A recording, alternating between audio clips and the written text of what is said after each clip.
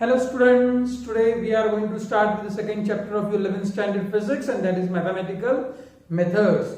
Now what is included in this mathematical vectors? Initially we are going to study scalars and vectors, and then we are going to study certain mathematical concepts which are very useful in studying physics. So let us start with scalars and vector. पहली बात, क्या आप मुझे बोल सकते हो कि what is physical quantity? Physical quantity क्या होती है? The physical quantities are those quantities which can be measured. This is what we have studied in the first topic, units and measurement. Physical quantities are those quantities on basis of which the laws of physics are formulated. Physics के सारे जो नियम हैं, जो equations है, जिनसे बनते हैं, उन सारे क्वांटिटीज को हम क्या कहते हैं? Physical quantity. जहां तक डेफिनेशन की बात है, हम क्या करते हैं? Definition, physical quantities are those quantities which can be measured, जिन्हें हम नाप सकते हैं, जिन्हें हम मेजर कर सकते हैं, उन्हें हम क्या कहते हैं? Physical quantity. This physical quantities in physics are broadly classified into two types. One is scalar and other is vector. This physical quantities can be broadly classified. मैं broadly classified बोल रहा हूँ. You can classify the physical quantities into two types: scalar quantity and vector quantity.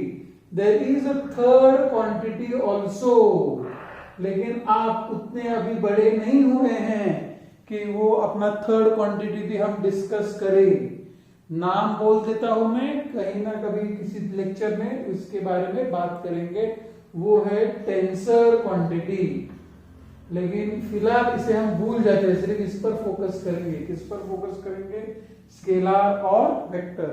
Now what is scalar quantity? Scalar quantities are those quantities which can be completely described by its magnitude alone. And what are vector quantities? The vector quantities are those quantities which requires magnitude as well as direction for its complete description. What are scalar quantities? The scalar quantities are those quantities which can be completely described by its magnitude alone. हमें direction specify करने की जरूरत नहीं होती है. उन सारे physical quantities को हम क्या कहते हैं? Scalar quantity. जैसे मैं अगर शॉप में अभी गया आणि मला सांगितलं जावा 1.5 लिटर दूध घेऊन या, तो they asked me 1.5 litre volume अगर मैंने दिया, तो क्या मुझे डायरेक्शन स्पेसिफाई करने की जरूरत रहती है क्या? नहीं. I go to the shop, ask shopkeeper to give me 1.5 litre of milk. 1.5 liter. Liter is a unit of what? Volume. Volume is a physical quantity which has to be only described by what? Its magnitude. सिर्फ magnitude can बोलना पड़ता है आपको. तो जब only magnitude involve होते हैं तो उन सारे फिजिकल क्वांटिटीज को हम क्या कहते हैं? स्केलर. जैसे डिस्टेंस. सुबह सुबह बीवी ने पूछा मुझे कितना चले आज, वॉकिंग करने को बोला है डॉक्टर ने. मैंने उसको बोला 4 kilometre. Then I did not tell her that where I went for the walking. मैं किस दिशा में गया, कहां से मुड़ा. मैंने डायरेक्शन के बारे में कुछ नहीं कहा. मैंने सिर्फ क्या कहा कि I walked 4 kilometre. That means distance is which quantity? Scalar quantity. So volume is a scalar quantity. Distance is a scalar quantity. Length is a scalar quantity. Time is a scalar quantity. Time, 2 घंटे से मैं रुका हूं, तो 2 घंटा क्या होता है? सिर्फ एक physical quantity which only has to be described by its magnitude. So those physical quantities which requires magnitude for its complete description are known as scalar quantity. Okay, अगर मैंने आपको एक सवाल पूछा, ध्यान से देखो, ये एक हॉरिजॉन्टल सरफेस है। क्या है ये? Horizontal surface. यहां पर एक ब्लॉक रखा है, there is one block that is placed to the horizontal surface and I say apply a force of 10 Newton. I apply a force of 10 Newton. Where will object move? ये जो object है ये हमने एक बेहद ही frictionless surface पे रखा है. The surface is extremely smooth, frictionless. Now I ask you the question, I apply a force of 10 Newton, where will the object, object कहां मूव करेगा? आपको ऑप्शन दिए, लेफ्ट को मूव करेगा, राइट को मूव करेगा, अप मूव करेगा, down move करेगा, मूव ही नहीं करेगा. तो आपका आंसर क्या होना चाहिए? तो जो अच्छे बच्चे हैं बोलेंगे सर आपने बोला फोर्स 10 न्यूटन का है, लेकिन लगाया कैसे उस फोर्स को? अगर आपने फोर्स को ऐसे लगाया then the object will move towards right. अगर आपने उसको ऐसे लगाया then the object will move towards what? Left. अगर आपने उसको ऐसे लगाया और अगर ये सरफेस बहुत ही रिजिड है then the object will remain at what? Rest. और अगर आपने उस ऑब्जेक्ट को फोर्स ऐसे लगाया तो ये ऑब्जेक्ट, अगर मान लो ये हल्का ऑब्जेक्ट है तो ये ऑब्जेक्ट ऊपर उठ सकता है. तो यहां पर बेहद जरूरी क्या है कि इस फोर्स, इस फिजिकल क्वांटिटी का डायरेक्शन बताना बेहद जरूरी था. The physical quantity which requires magnitude as well as direction for its complete description is known as vector quantity. उसे क्या कहते हैं? Vector quantity.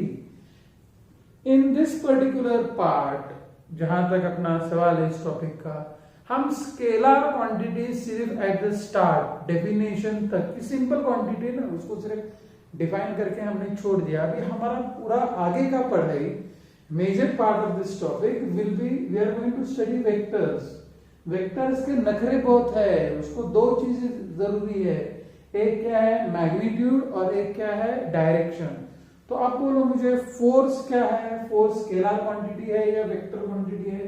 Force is a vector quantity. आपको बोलना पड़ता है कि द फोर्स कहां पर आपने अप्लाई किया. In same way the examples of vector quantities are force है, डिस्प्लेसमेंट है. ओके, इस डिस्प्लेसमेंट पर थोड़ा सा और डिस्कस करेंगे. Will discuss displacement versus distance. अब डिस्प्लेसमेंट और डिस्टेंस. डिस्प्लेसमेंट ये एक वेक्टर क्वांटिटी है और डिस्टेंस ये एक स्केलर क्वांटिटी है. जब हम डिस्प्लेसमेंट कहते हैं तो डिस्प्लेसमेंट की डेफिनेशन ध्यान से सुनो. अपने पूरे 11th स्टैंडर्ड 12th स्टैंडर्ड में वो डेफिनेशन लगने वाली है. Displacement, what is displacement? Displacement of a physical quantity is defined as is a directed line segment joining the initial position and final position of an object. क्या बोला मैंने? Directed line segment from initial position to final position. मैं सुबह निकला walking को,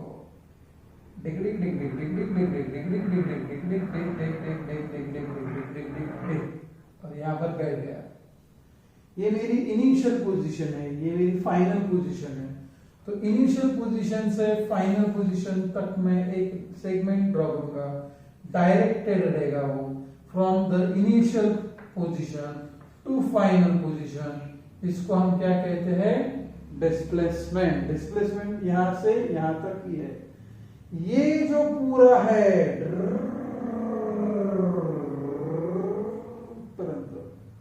हे काय आहे? Distance आहे. ये क्या है? डिस्टन्स आहे.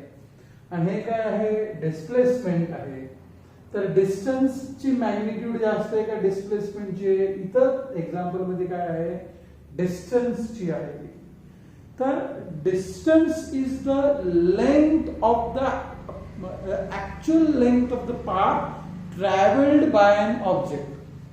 काय बोललो मी? What is distance? Distance is the length of the actual path traveled by an object, whereas a displacement is a directed line segment joining initial position and final position. अब यहां पर देखो A स्ट्रेट लाइन, मैं यहां से निकला, अब यहां तक आ गया. Okay, A to B. Now you tell me कि डिस्टेंस क्या है? Distance is A. डिस्प्लेसमेंट क्या है? Vector A. Is distance equal to displacement? In this case, magnitude, yes. Distance is equal to magnitude of what? Displacement. तो हम क्या इस नतीजे पर पहुंच सकते हैं कि distance traveled by an object is equal to magnitude of its displacement if the object moves along a straight line. Statement पर दिखता है कौन? क्या आप ध्यान से सुनो वापस से स्टेटमेंट. क्या मैं ऐसा कह सकता हूं कि the distance travelled by an object is equal to magnitude of the displacement if object travels along a straight line? तो शायद आप बोलेंगे हाँ, लेकिन नेक्स्ट सीन देखो, यहां से देखो, ये रहा बंदा, यहां से चला, तेज से चला, डिग डिग डिग डिग डिग डिग डिग डिग डिग डिग डिग, उसको कुछ याद आ गया, वो वापस मुड़ा, डिग डिग डिग डिग डिग डिग डिग डिग डिग, और यहां पर आके बैठ गया. ओके, ये उसकी फाइनल पोजीशन. लेकिन वो चला कहां से? यहां से, और फिर वापस आ गया.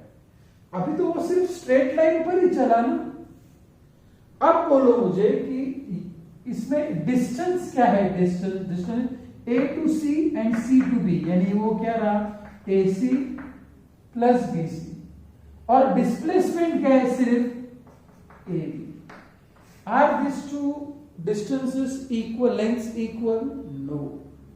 तो जो मैंने पहला स्टेटमेंट किया था कि distance traveled by an object is equal to the magnitude of displacement when an object travels along a straight line is not correct. Correct क्या है? ध्यान से सुनो, थोड़ा चेंज करना पड़ता है अपने को स्टेटमेंट में. Distance travelled by an object is equal to the magnitude of displacement if object moves along a straight line without changing its direction. Straight line पे टर्न नहीं व्हाइजर, सिर्फ सीधा एक ही डायरेक्शन पकड़ने की, without change in direction. Then I can say what? Distance is equal to magnitude of displacement. चलो और एक बात बोलो कि क्या ये मुनासिब है? क्या ये पॉसिबल है? काय ह्याची शक्यता आहे का? कशाची शक्यता? कि distance traveled is less than the magnitude of displacement. इस पर सोचो आप, क्या ये पॉसिबल है क्या कि distance travelled by an object is less than the magnitude of displacement? तो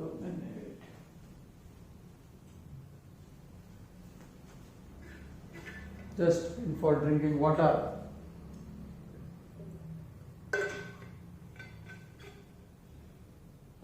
तो उसका आंसर है ये पॉसिबल नहीं है. Distance traveled is never less than what? Displacement. Distance is either greater or what? Equal. यहां पर एक अच्छा खासा MCQ क्वेश्चन बनने की गुंजाइश होती है. Select the proper statement regarding distance and displacement. The distance traveled by the body is always greater than or equal to the magnitude of displacement. चलो हम वेक्टर्स की बात कर रहे थे और डिस्टेंस और डिस्प्लेसमेंट पर चर्चा कर बैठे, लेकिन चर्चा जरूरी है क्योंकि आपको ये मालूम होना चाहिए कि डिस्प्लेसमेंट क्या है, वेक्टर, फोर्स क्या है, vector, velocity is a vector, लेकिन speed is a scalar quantity. Velocity is displacement upon time and speed is distance upon time. Speed क्या है? Scalar quantity. Velocity क्या है? Vector. Rate of change of velocity is known as what? Acceleration. तो acceleration भी क्या बना? Vector quantity. Mass into acceleration is force. Force is what? Vector quantity. Mass into velocity is what? Momentum. Momentum is also what? A vector quantity. तो हम सारांश लेते हैं. We'll just have a summary. अब निष्कर्ष पाहू दोन महत्वाचे वाक्य. The physical quantity which can be completely described by its magnitude alone is known as scalar quantities. Scalar quantities can be added or subtracted by simple arithmetic rules. मैंने क्या कहा आपको? Scalar quantities can be added और subtracted by simple arithmetic rules. Vector quantities can not be added और subtracted by simple arithmetic rules. 3 liter plus 2 liter is 5 liter. Very simple. क्या नहीं था? 3 litre में से 2 लीटर मैंने घटक लिए, कितने बचे? 1 litre. This is what a simple arithmetic operations. Scalar quantities can be added और subtracted by simple arithmetic rules. However vector quantities can not be added और subtracted by simple arithmetic rules. उसका addition कैसे किया जाता है उसके बारे में डिटेल डिस्कशन हम रखेंगे. We are going to continue with it. लेकिन अब हम थोड़ा सा वापस सिर्फ वेक्टर्स पे आते हैं. वेक्टर एडिशन के बारे में हम जरूर डिस्कस करेंगे, बहुत ही डिटेल में डिस्कस करेंगे. चलो अभी पार्ट आता है रिप्रेजेंटेशन ऑफ वेक्टर. इस पर चर्चा करेंगे हम. Representation of vector. Okay, representation of vector यानी वेक्टर को कैसे रिप्रेजेंट किया जाता है. वेक्टर को रिप्रेजेंट करने के दो तरह है. एक है ग्राफिकली और एक है एनालिटिकली. एनालिटिकली यानी मैथमेटिकली. ग्राफिकली यानी क्या? It is represented by a directed line segment whose direction is same as the direction of a given vector and whose length is drawn to a suitable scale representing the magnitude. अब ये जो मैंने second statement बोला उसका meaning है कि मान लो मुझे ये कहना है तो force of 50 Newton is acting at a point in northeast direction. Okay, तो मैं क्या करूंगा? ध्यान से देखो यहां पर ये रहा वो पॉइंट ओ. ठीक है, कितना फोर्स लगाया है हमने? 50 न्यूटन. डायरेक्शन क्या है? North east. ये है नॉर्थ, साउथ, वेस्ट, ईस्ट. तो ये रहा डायरेक्शन. लेकिन इस वेक्टर की लंबाई कितनी लेनी है? यहां पर कितना है? 50 मीटर. तो क्या 50 सेंटीमीटर में ड्रॉ करूं क्या? आपके नोटबुक में उतनी जगह भी नहीं रहती. तो मैं क्या करूंगा? 1 2 3 4 5 यहां पर एरो लगाता हूं. इसे पी कहता हूं. व्हाट इज ओपी के ऊपर में ऐसा एक एरो लिखता हूं. Now this vector OP is equal to what 50 newton. और हमने यहां पर स्केल क्या लिया था? स्केल लिया था 1 centimetre is equal to 10 newton. तो graphically how vector is represented? Graphically vector is represented by a directed line segment. The direction of an arrow indicates the direction of the vector and length of the segment drawn to the suitable scale gives us the magnitude of the vector. चलो वापस से second time बोलता हूं मैं, ध्यान से सुनने का, कानात एकदम घुसलं पाहिजे व्यवस्थित, कानात घुसून मेंदूत जायला पाहिजे. काय स्टेटमेंट है? Vector is represented graphically by a directed line segment drawn with suitable scale. The direction of an arrow indicates the direction of the vector and length of the segment drawn to the suitable scale gives us the magnitude of the vector. Okay. अब ये रहा graphical representation. Second representation में क्या कहा था आपको? Vector can be represented analytically. Vector can be represented what? Analytically. Vector can be represented analytically. Mathematically it is represented by a letter with an arrow head. क्योंकि अगर मुझे आपको समझो एक प्रॉब्लम देना है वेक्टर ए, तो इसको ऐसा हम नोटबुक्स में आप जब को प्रिंटिंग करना है आपको, तो वेक्टर कैसे रिप्रेजेंट किया जाता है? Letter with an arrow head. पुराने जमाने में जब ये प्रिंटिंग होने का, तब you have not seen, because your generation has just seen computers. जेव्हा तुम्ही जन्मला होता तेव्हापासून कम्प्युटर्स आहेत. मी माझ्या आयुष्यातला पहिला PC I had seen when I was of the age 18 years. 18 वर्षापर्यंत मी कम्प्युटर काय असतो हे पाहिलं सुद्धा नव्हतं. त्यानंतर डॉट प्रिंटर्स आले होते. आता जे तुमच्या प्रिंटच्या क्वालिटीज आहेत त्या खूप छान आहेत. जे तुम्ही कम्प्युटरवर खूप छान तुम्ही चित्र काढू शकता, सिम्बॉल्स चांगले देऊ शकता. तसं आधीच्या काळात प्रिंटिंग मध्ये प्रॉब्लेम्स असायचे. ते नेल्स असायचे खेळ, आणि ते सेट करून त्याचं प्रिंटिंग व्हायचं. कधी जर तुम्हाला तुमच्या गावातल्या जुन्या प्रिंटिंग प्रेस मध्ये जाऊन व्हिजिट करता आलं तर just visit it and see how the printing was done in previous days. Previous days में प्रिंटिंग में नहीं किया, ये ऐसा एरो दिखाना थोड़ा सा मुश्किल था. तो वो क्या करने के, तो बुक्स तो हमें लिखने हैं, बुक्स तो प्रिंट करने. Then the vector was represented by bold faced letter. थोड़ा बोल्ड दिखाएंगे बस, तो पढ़ने वाला समझ जाने का कि ये क्या है, वेक्टर है. लेकिन अभी फिलहाल ये तो नहीं है, कोई प्रॉब्लम नहीं है प्रिंटिंग में. तो we take what letter with an arrow head avoids head. This is way how the vector is represented what analytically. Graphically तो मैंने आपको बोला कि vector is represented graphically by a directed line segment. आता ह्या गोष्टी नंतर आहे ना आपण रिप्रेझेंटेशन वर तुम्हाला काही क्वेश्चन विचारला जाण्याची सीईटीला किंवा काही विचारण्याची जाण्याची शक्यता खूप कमी आहे.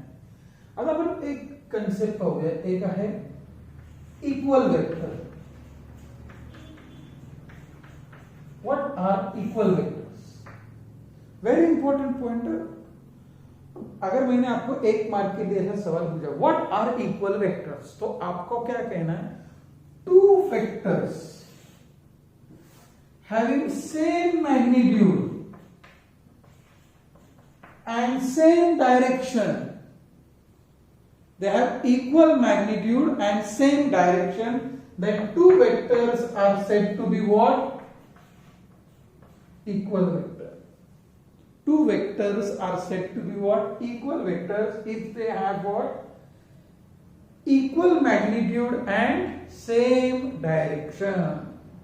एकदम सिंपल, दोन्ही कंडिशन सॅटिस्फाय व्हायला पाहिजे बरं का. यहां पर देखो, ये वेक्टर ए, ये है वेक्टर बी, इन दोनों की डायरेक्शन सेम है, मैग्नीट्यूड्स अलग है, तो हम इसे इक्वल वेक्टर नहीं कह सकते. अगर ये है वेलोसिटी एट ए और ये है वेलोसिटी एट बी, दोनों की लेंथ इक्वल है लेकिन डायरेक्शन अलग है, then velocity at A is not equal to what velocity at B. Equal vector के लिए क्या कंडीशन सेटिस्फाई होनी जरूरी है?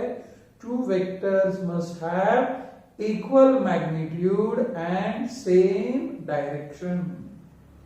तो हम अभी इक्वल वेक्टर के बाद और एक कंसेप्ट सीखेंगे, बेहद ही simple, very important, but it is zero vector और नल वेक्टर. नल्ला वेक्टर है ये, नल्ला है ये.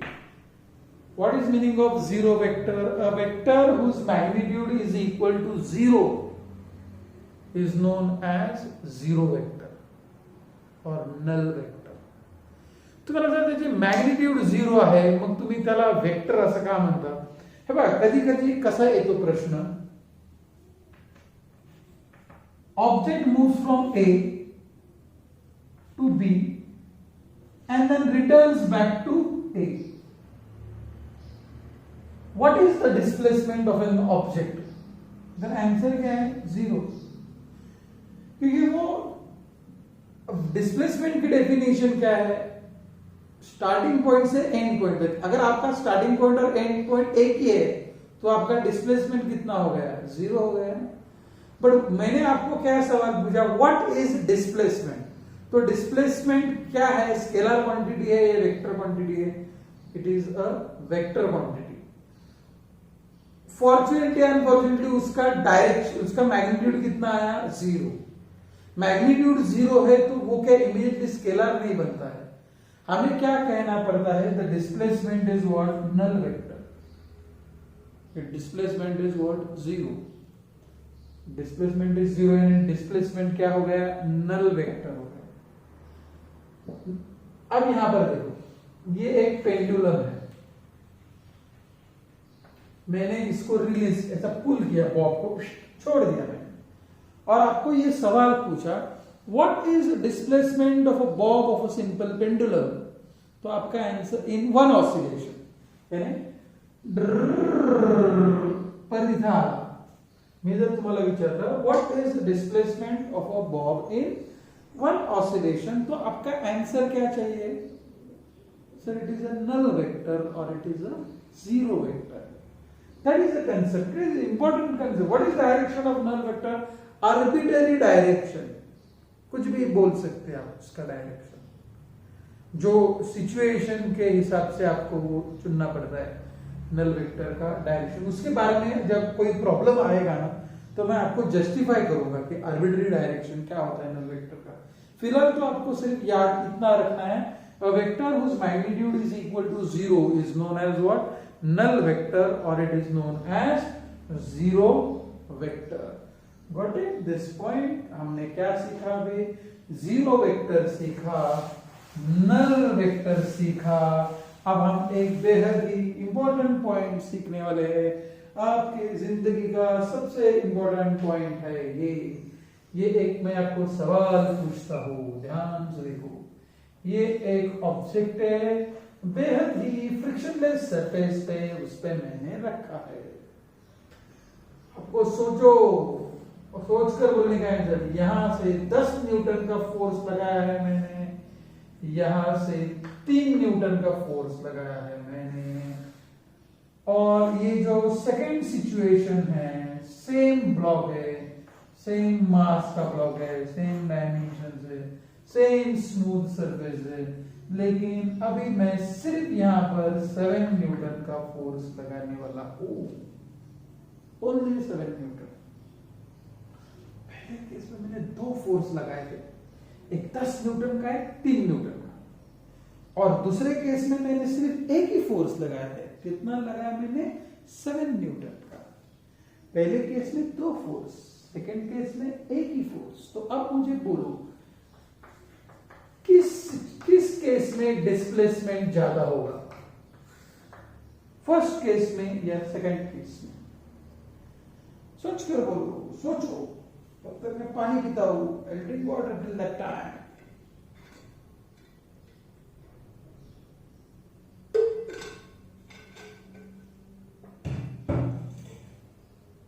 अगर आपका आंसर ये है कि सर दोनों केसेस में डिस्प्लेसमेंट इक्वल होगा, तो आपका आंसर करेक्ट है।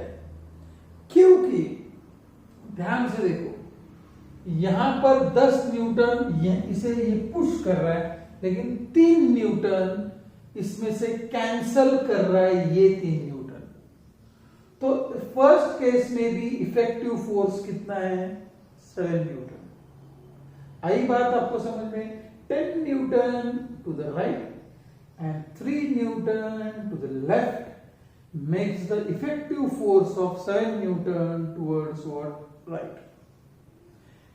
दो डायग्राम में फर्क क्या है? इसमें दो फोर्सेस एक्ट हो रहे हैं और इसमें सिर्फ एक ही फोर्स एक्ट हो रहा है। ओके, लेकिन ये एक फोर्स उतना ही काम कर रहा है जितने कि ये दो मिलकर कर रहे हैं। ठीक है, अब और एक एग्जांपल लेता हूं, और एक एग्जांपल ध्यान से देखो। Simple example, simple example, simple concept, लेकिन इंपॉर्टेंट।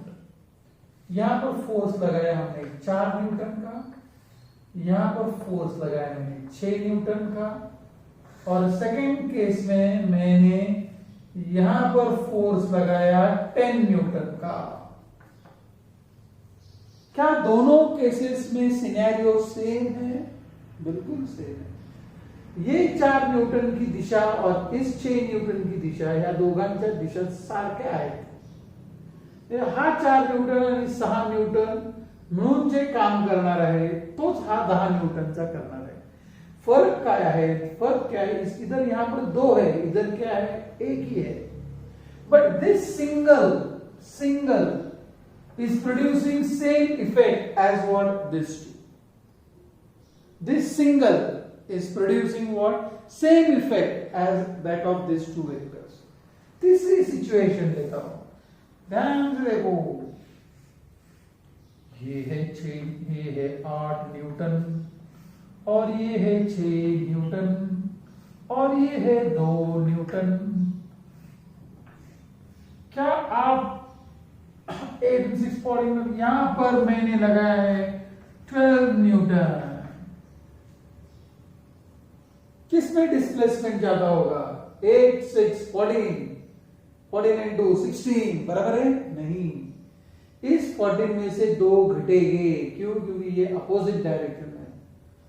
यानी इस 12 Newton force single vector is producing same effect as produced by combination of what?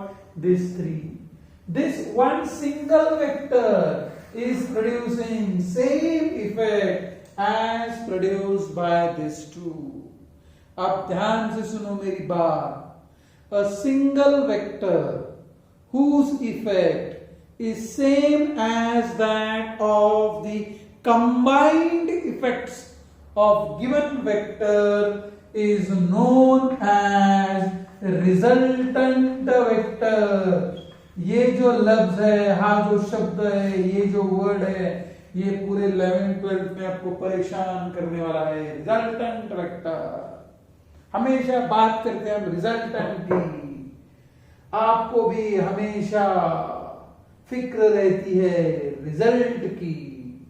जैसे कि अभी आपको 10वीं के रिजल्ट नहीं आए हैं, आपको फिक्र है result. What is meaning of resultant vector? A single vector, please definition ऐकून घ्या व्यवस्थित। A single vector whose effect is same as that of the combined effects of given vector is known as resultant vector। and process of, ध्यान से फर्क देखना, and process of determining the resultant vector is known as composition of vectors. The process of determining the resultant vector is known as what? Composition of vectors. आपको क्या लगता है composition of vectors आसान है या मुश्किल है? तो सर कितना आसान है, हमने इधर के देखो 6 और 4 10 न्यूटन, ये ऑलरेडी किया। 8 और 6 इधर जा रहे, 2 इधर जा रहे, 14 यहाँ पर, 2 यहाँ पर, तो 12 यहाँ पर, इजीली हमने फाइंड आउट किया। लेकिन रिजल्टेंट फाइंड आउट करना बेहद आसान होता है जब वेक्टर्स एक ही लाइन में होते हैं। इन सेम डायरेक्शन में है तो ऐड करो, अपोजिट डायरेक्शन में है तो सब्ट्रैक्ट करो। लेकिन अगर वेक्टर्स की डायरेक्शन अलग अलग, ये यहाँ जा रहा है, एक यहाँ जा रहा है, तो उसका रिजल्टेंट कैसा फाइंड आउट करना, उसके लिए एक प्रोसेस होता है, and that process is called as what? Composition of vector. What is meaning of composition of vector? A process of determining a single vector whose effect is same as that of the combined effect of given vectors is known as composition of vector, and that single vector is called as what? Resultant vector. तो हमारा अभी focus किस पे रहेगा? हम resultant vector कैसे find out करेंगे। तो आज के सेशन में इतना ही, क्योंकि अगर आपको ज्यादा हेवी हो गया तो आपको इंटरेस्ट नहीं आएगा, यहाँ यही तक आज रुकेंगे आप। रिजल्टेंट वेक्टर फाइंड आउट करना यानी कंपोजिशन ऑफ वेक्टर। अगले लेक्चर में हम ये सीखेंगे कि उस रिजल्टेंट वेक्टर कैसे डिटरमाइन किया जाता है। Next lecture very important lecture, जैसे मैंने आपको कहा कि पूरा 11th और 12th स्टैंडर्ड में आप परेशान रहोगे, क्योंकि आपको हमेशा रिजल्टेंट फाइंड आउट करना पड़ता है। मैग्नेटिक फील्ड से प्रॉब्लम्स रहने दो या फिर फोर्स लॉज ऑफ मोशन के प्रॉब्लम्स रहने दो, हम हमेशा बात करते हैं रिजल्टेंट की। तो कल के सेशन में डिस्कस करेंगे the composition of vectors. Till then good bye, and just have the revision of what we had studied.